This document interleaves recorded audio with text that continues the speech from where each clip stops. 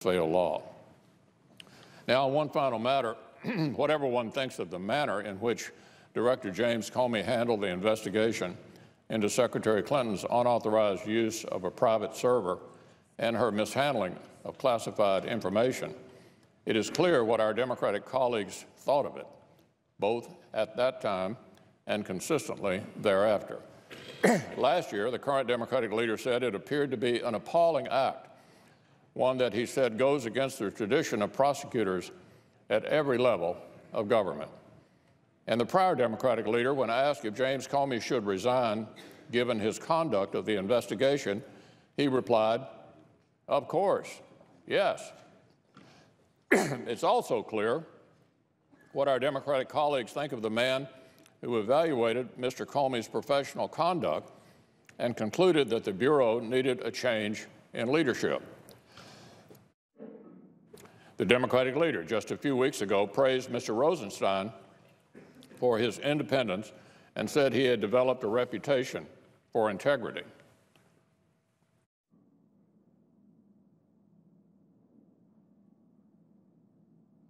Here's what we have now, Mr. President.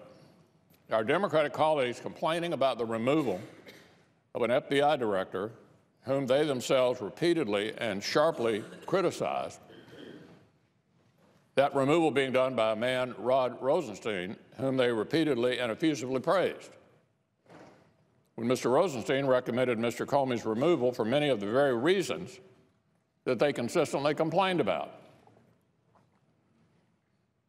2 investigations are currently ongoing.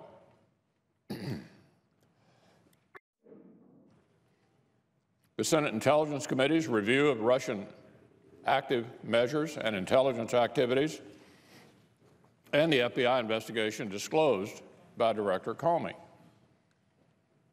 Today, we'll no doubt hear calls for a new investigation, which could only serve to impede the current work being done to not only discover what the Russians may have done,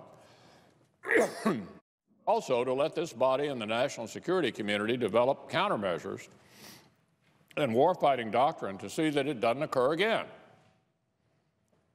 Partisan calls should not delay the considerable work of Chairman Burr and Vice Chairman Warner.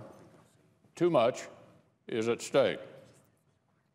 Deputy Attorney General Rosenstein was just confirmed on a bipartisan vote, 94 to 6.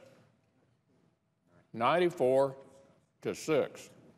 And that sort of fair consideration should continue when the Senate receives an FBI director nominee.